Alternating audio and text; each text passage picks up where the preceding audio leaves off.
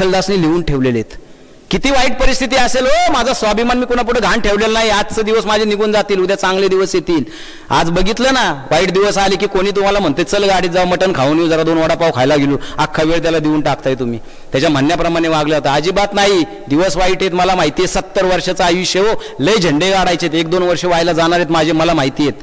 मागं हटायचं नाहीये, त्या चांगल्या दिवसांची वाट बघायची. शिवाजी महाराज तिथं नंतर सुटून आलेले 1666ला, आणि आल्यानंतर शिवाजी महाराजांनी हा अभ्यास सर का केला जात नाही मला विशेष वाटतं. मी प्रत्येक कॉलेजमध्ये जातो की त्यांना म्हणलं शिवाजी महाराज शिकवायचे असतील ना तर पहिल्यांदा शिवाजी महाराज 1666 ते 1670चा आज तो अभ्यास क्रमांकामध्ये तो कालावधी द्या. 1666 ते 1670 पर्यंत शिवाजी महाराजांनी एकही लढाई लढली नाही हो. आल्यानंतर का त्यांनी विचार केलाय, शांतपणे विचार केलेला आहे की का तह करावा लागला मला. अरे मी 20 वर्ष एवढं रक्ताचं पाणी केलं आणि हे सहजपणे मला देऊ लागलं, का करावं लागलं. का माझं सैन्य कमी पडलं होतं, ठीक आहे मी सैन्य वाढवेल. माझा खजाना कमी पडले, मी खजाने वाढवेल.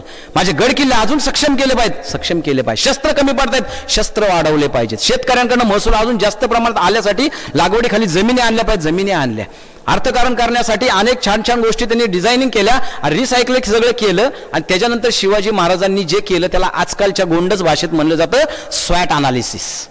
स्ट्रेंथ, ऑपॉर्च्युनिटीज, विकनेस आणि ट्रेट्स ह्या गोष्टी केल्या पाहिजेत. आपल्या आयुष्यामध्ये आपलं मार्गक्रमण करताना प्रत्येक विद्यार्थ्यांनी, प्रत्येक माणसाने हे स्वॅट अनालिसिस करणं गरजेचं आहे की माझी स्ट्रेंथ काय यार, मी चांगला बोलू शकतो, माझं चांगलं नेतृत्व करू शकतो, मी चांगलं लिहू शकतो, मी चांगलं बोलू शकतो, अनेक गोष्टीमध्ये माझं चांगलं काय हे शोधलं पाहिजे. ऑपॉर्च्युनिटीत काय काय त्याच्यासाठी. आज माझ्या ऑपॉर्च्युनिटी बघितलं तर मी मेडिकल चालवणारा साधा माणूस 180 स्क्वेअर फूट मध्ये राहणारा, पण माझ्या असं लक्षात आलं आज विनायक दादा सारखे अनेक लोक आले, दादा तुम्ही लय भारी बोलता राहो, तुम्ही बोलत जा. बोलायला सुरुवात केली, हळूहळू आज 3 वर्षापर्यंत मी तुमच्या समोर येऊन उभा राहिलो. हे स्वॅट अनालिसिस मी शिवाजी महाराजांच्या चरित्रातनं शिकलो. स्ट्रेंथ काय आहे बोलणं, ऑपॉर्च्युनिटी काय आहे, कुठेही बोलायला मिळेल ऑपॉर्च्युनिटी आहेत. त्यानंतर ट्रेट्स काय नाहीये, धोके आपल्याला आपण आपले पाय रोवून धरलेले असतात की आपल्याला पुढे हे जमणार नाही, आपल्याला ते करू शकत नाही. अरे तुम्हाला माहितीये की तुमचं प्रमोशन कशामुळे रुकलंय, कशामुळे थांबलंय, ह्याच्यासाठी काय काय गरजेचं असतं ह्याची एक तुम्ही लिस्ट बनवली पाहिजे, त्याच्यावर तुम्ही ते काम केलं पाहिजे आणि तिथं मार्गदर्शन त्याप्रमाणे तुम्ही स्वतःचं मार्गक्रमण केलं पाहिजे. हे सगळ्या गोष्टी ज्यावेळेस आपण करतो, विकनेसला हळूहळू स्वतःची स्ट्रेंथ बनवली पाहिजे. आणि मग आयुष्याकडे बघा तुमचं. मी तर नेहमी सांगतो सर की तुम्ही शिवाजी महाराज बनायला जाऊ नका. तुम्ही छत्रपती शिवाजी महाराज बनू शकता बिलकुल नाही, शिवाजी महाराज एकच होते. पण एक करू शकता ना आपण आपल्या घरातले शिवाजी महाराज होऊ शकता.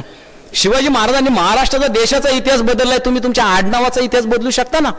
मग आडनावाचा इतिहास बदलायची ताकद तुमची असेल तर झाले, तुम्ही शिवाजी महाराज झाले ना तुमच्या घराण्यातले. आतापर्यंत जे कोणी करून दाखवलं नाही ते तुम्ही करून दाखवू शकता. ही जिद्द ज्यावेळी तुम्ही पाळसाल ना त्यावेळी शिवाजी महाराज तुम्हाला खऱ्या अर्थाने समजतील. आणि स्वॅट अनालिसिस म्हणणं ज्यावेळी शिवाजी महाराज पुन्हा आलेत 1670 पर्यंत त्यांनी सगळी ताकद जमवलेली आहे, मावळे जमवलेले आहेत, संपत्ती जबरदस्त केलेली आहे, गड किल्ले सक्षम केलेत. आणि त्यानंतर शिवाजी महाराजांनी पहिलं आक्रमण केले मोगलांवर. ते 4 फेब्रुवारी 1670. तुम्हाला माहिती आहे सिंहगड, तानाजी मालुसरे, ही युद्धाला चालू झालेली पहिली मोहीम होती शिवाजी महाराजांची 1670 नंतरची. की आता मी सक्षम झालेलो आहे, आता पुन्हा माघार नाही, पुन्हा तहत बिलकुल नाही. काय करणार आहे आता, फक्त स्वराज्य निर्मितीचं कार्य पुन्हा करणार आहे. माझे पाय आता मी मजबूत केलेले आहेत. आणि शिवाजी महाराजांनी नंतर झेप घ्यायला सुरुवात केली. तानाजी मालुसरे 4 फेब्रुवारी 1670 ला, त्यानंतर तो 16वा किल्ला स्वराज्यात आला. आणि पुढच्या 8 वर्षामध्ये शिवाजी महाराजांकडे जिथं आज 20 वर्षात फक्त 16 किल्ले होते, पुढच्या 8 वर्षामध्ये शिवाजी महाराजांनी एवढा तुफान उडवलेले की 8 वर्षामध्ये शिवाजी महाराजांकडे 360 किल्ले झालेले आहेत. विचार करा, 360 किल्ले झालेले आहेत. ही ताकद आहे शिवचरित्रामध्ये. काय घ्यायचंय माझ्या आयुष्यात, आणि हे शिवाजी महाराजांनी करून ठेवलेले. आणि पुढच्या काळामध्ये शिवाजी महाराजांनी सुरत लुटलेली आहे, साल्हेरचा रणसंग्राम झालेला आहे, मोगलांनाही त्यांनी उघड्या मैदानावर पाणी पाजले. कविराज भूषण सांगतात ते शिवाजी महाराजांचं काय की कसा आहे हा राजा.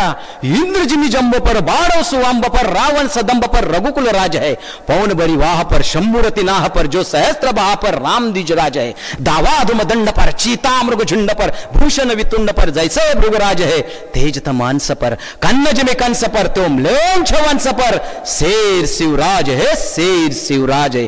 ज्याप्रमाणे आज सूर्याचं किरण आज इथे धर्तीवर पडतं सगळ्या अंधकाराचा नायनाट करतं, तसं राजा तू आमच्यासाठी सूर्याचं किरण बनून आलेला आहेस. ज्याप्रमाणे श्रीकृष्णाने आज त्या कंसाची छाती आपल्या मुठ्ठीने फोडली, तसं ते शिवाजी राजा तू आमच्यासाठी श्रीकृष्ण बनवून आलेला आहेस. आणि म्लेंछावर शिवराज म्हणजे म्लेंछ हा शब्द लक्षात ठेवा. म्लेंछ म्हणजे त्यांची भूमी इथली नाही, ते बाहेर नाही इथं आलेले आहेत आणि ते भूमी इथं पादाक्रांत केलेली आहेत आणि आपल्यावर सत्ता करतात ते म्लेंछ सगळे असतात. आणि त्या म्लेंछावर हे शिवाजी राजा त्या सिंहासारखा तू त्यांच्यावर पाय ठेवून उभा आहे. शेर शिवराज है.